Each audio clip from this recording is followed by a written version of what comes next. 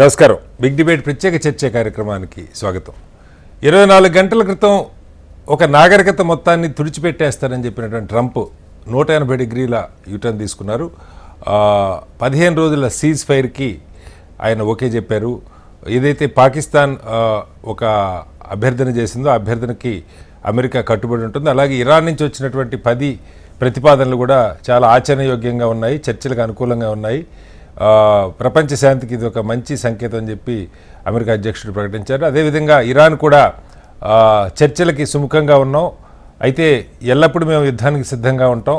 Hormuz Iran military పర్యవేక్షణలో ఈ 15 రోజులు స్వేచ్ఛగా విమానాలు నౌకలు ప్రయాణించడానికి వెసులుబాటు కల్పిస్తామని చెప్పారు. ఇజ్రాయెల్ మాత్రం ఇరాన్ మీద దాడికి వెళ్ళకపోయినా లెబనాన్తో తన పోరాటాన్ని కొనసాగిస్తానని చెప్పి చెప్తుంది. అది ఈ 10 పాయింట్లకి భిన్నంగా ఉన్నట్టుగా చెప్తున్నారు. ఏదేమైనా హర్ముజ్ మీద శాశ్వతంగా ఒక టోల్ ఉండే పరిస్థితి అయితే కనబడిపోతుంది.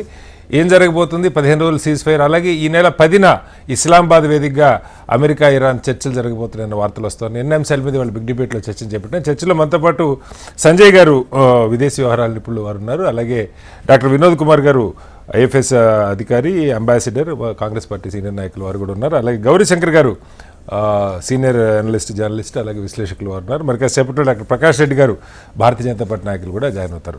ముందుగా సంజయ్ గారు నమస్కారం. సంజయ్ గారు మ్యూట్లో ఉన్నట్టున్నారు. నిన్న మనం చర్చించుకున్నాం ఏం జరుగుతుందా అన్నది. కొంత చాలా ఆందోళనకరంగా నిన్న ఈ టైం అప్పుడు పరిస్థితుంది. కొన్ని గంటల్లో, రాబోయే 12 గంటల్లో ఏం జరుగుతుందని మనం మాట్లాడుకున్నాం. అయితే ఎవరు ఊహించని విధంగా బహుశా పాకిస్తాన్ చాలా వేగంగా పావులు కదిపినట్టుగా వార్తలు వస్తూ ఉన్నాయి. రెండు వైపులా వేగంగా చర్చలు జరిపినట్టుగా, అలాగే చైనా కొంతమేరకు ఇరాన్ని కన్విన్స్ చేసినట్టుగా వార్తలు వస్తూ ఉన్నాయి. ఏదేమైనా ప్రపంచం అంతా ఊపిరి పీల్చుకున్న మాట వాస్తవం. ఎలా అర్థం చేసుకోవాలి సంజయ్ గారు? థ్యాంక్స్ అండి. ముందుగా ప్రోగ్రామ్ కి ఇన్వైట్ చేసినందుకు మీకు, తర్వాత తోటి ప్యానలిస్ట్ అయినటువంటి వినోద్, అంబాసిడర్ వినోద్ గారికి, గౌరీశంకర్ గారికి, ప్రకాష్ గారికి, డాక్టర్ ప్రకాష్ గారికి నమస్కారాలండి. ఒకటి, మనం నిన్న అనుకున్నట్టు నిన్న కొద్దిగా మనం అంతా ఆందోళన చెందినట్టు ఎస్కలేషన్ జరగలేదు.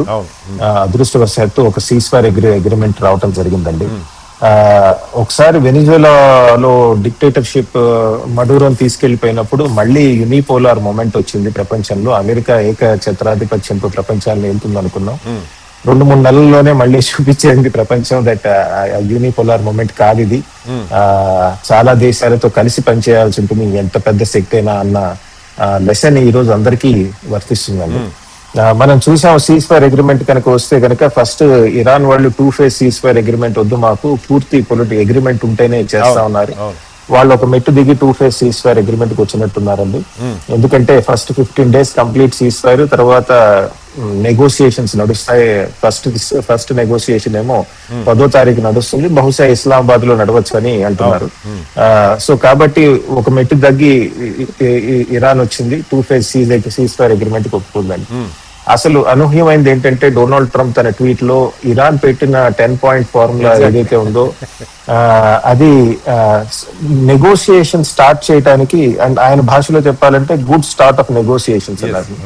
అంటే నెగోసియేషన్స్ కి ఒక ప్లాట్ఫామ్ ఇచ్చింది అన్నారు. దాని మీద అమెరికాలో కూడా కొద్దిగా క్రిటిసిజం వస్తుంది.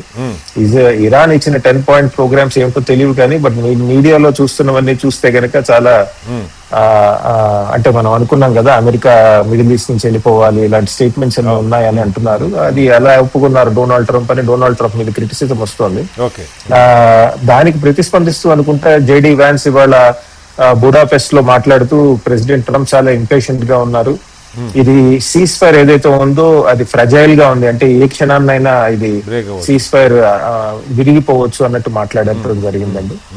మరో పక్కన చూసుకుంటే ఈ 10 points లో చాలా కంటెన్షియస్ ఇష్యూస్ ఉన్నాయి. ఇరాన్ వాళ్ళు ప్రశ్నలు అడుగుతున్నారు, ఇజ్రాయెల్ వాళ్ళు అడుగుతున్నారు, గల్ఫ్ కంట్రీస్ కూడా చాలా ప్రశ్నలు అడుగుతున్నాయి. ఒక విధంగా చూస్తే మనం అనుకున్నట్టు ఇది చాలా కాంప్లెక్స్ నెగోసియేషన్ అండి. చేస్తుంది negotiations Americans, Iranians. But Iranians ఏమో అమెరికన్స్ ఏమో ఇజ్రాయెల్ వాళ్ళ, గల్ఫ్ వాళ్ళ ఇంట్రెస్ట్ తీసుకెళ్లాలి. ఇరాన్ వాళ్ళేమో అటు లెబనాన్, హౌతీస్, హమాస్ వీళ్ళ ఇంట్రెస్ట్ కూడా కాపాడుకోవాలి.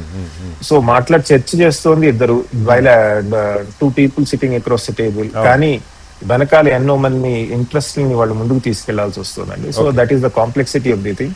అందులో మనం చూస్తున్నాం ఈ దీని గురించి మాట్లాడుతూ యుఎస్ డిఫెన్స్ సెక్రటరీ పీటర్ హెక్సెట్ ఇది డిసైసివ్ విక్టరీ అని ఆయన చెప్పుకున్నారు. అలానే ఇజ్రాయెల్ వాళ్ళు మాత్రం ఇది టాక్టికల్ సీజ్ ఫైర్ మాత్రమే, స్ట్రాటజిక్ కంటెస్టేషన్ నడుస్తూనే ఉంటుంది, అంటే ఒక బ్రాడర్ లెవెల్లో మనం ఇరాన్ తో తలపడుతూనే ఉంటామని వాళ్ళు చెప్పారు. ఇరాన్ మీడియాలో వచ్చిన Iranian military personal, senior military personal ఏం చెప్తున్నారంటే ఇది యుద్ధం ఆగలేదు పూర్తిగా, కేవలం ఇది తాత్కాలికమైనటువంటి సీజ్ ఫైర్ అని వాళ్ళు అంటున్నారండి. ఒకటి మేజర్ కంటెన్షన్ మనం ఇప్పుడు చూస్తున్నాం ఏంటంటే సీజ్ ఫైర్ వచ్చింది అన్నా కూడా అటు ఇటు కొద్దిగా దాడులు నడిచాయి. కొంతవరకు ఇది అండర్స్టాండబుల్, ఎందుకంటే సీజ్ ఫైర్ వచ్చింది మీరు దాడులు ఆపండి అని వాళ్ళ సోల్జర్స్ కి టైం పడుతుంది. తర్వాత వాళ్ళు వెరిఫై చేసుకుని మళ్ళీ ఆపటం అదంతా టైం పడుతుందండి. అదొకటి నడుస్తుంది. రెండోది డిఫికల్టీ ఎక్కడ వస్తుందంటే ఈ లెబనాన్ విషయంలో ఇజ్రాయెల్ వాళ్ళు అన్నారు లెబనాన్ తో యుద్ధంతో మీకు సంబంధం లేదు, లెబనాన్ కి మాకు ఎప్పటి నుంచో గొడవలు నడుస్తున్నాయి, ముఖ్యంగా అక్కడ ఉన్నటువంటి హిజ్బుల్లాతో, దానికి దీనికి సంబంధం లేదని వాళ్ళు చెప్పడం జరిగింది. సో ఇలాంటి కొన్ని ఇంపార్టెంట్ ఏరియాస్ మీద ఇంకా ఇరాన్ కూడా స్పందించినట్టుగా చెప్తున్నారు సార్. కొన్ని గంటల్లో లెబనాన్ మీద దాడి లేకపోతే ఇజ్రాయెల్ మీద మళ్ళీ దాడులు దాడులు చేస్తామని చెప్తున్నారు. కానీ కేవలం లెబనాన్ కోసం పూర్తి సీజ్ ఫైర్ వదిలేస్తుందా లేదా 10th వరకు వెయిట్ చేస్తుందా ఇరాన్ అన్నది చూడాల్సిన అంశం. అందులో కూడా జేడీ వ్యాన్స్ వాళ్ళు బుడాపెస్ట్ లో మాట్లాడుతూ vice president JD Vance Iran లో కూడా 2 వర్గాలు ఉన్నాయి, ఒకటి ఎట్లాగో అట్లా యుద్ధం ఆపాలని, ఇంకోటి కాదు ఎలాగో అలా కంటిన్యూ చేయాలని. ఎవరు గెలుస్తారు ఈ వాళ్ళ అంతర్గత యుద్ధంలో అన్నది మనం చూడాలని చెప్పడం జరిగిందండి. చూద్దాం. ఏప్రిల్ 10th కి నెగోసియేషన్స్ వస్తున్నాయి అంటున్నారు కదా, ఒకవేళ అది వర్కౌట్ అయితే బాగానే ఉంటుందని ఆశిద్దామండి. స్ట్రైట్స్ ఆఫ్ హార్మోజ్ మీద కూడా చాలా డిఫరెంట్ ఒపీనియన్స్ వస్తున్నాయి స్ట్రైట్స్ ఆఫ్ హార్మోజ్ మీద. ఎందుకంటే డొనాల్డ్ ట్రంప్ కనుక చూసినట్టయితే immediate unconditional opening of Strides of Hormuz అన్నారండి. ఇరానియన్స్ ఏమో స్ట్రైట్స్ ఆఫ్ హార్మోజ్ ఓపెన్ చేస్తాం కానీ కోఆర్డినేషన్, ఎవరైతే షిప్స్ పంపించాలనుకుంటున్నారో మా డిఫెన్స్ ఫోర్సెస్ తో మీరు కోఆర్డినేట్ చేసుకోవాలి, టెక్నికల్ ఫీజిబిలిటీస్ మీద మేము చూసుకుని షిప్స్ ని అలౌ చేయడం జరుగుతుందని వాళ్ళు చెప్తున్నారు.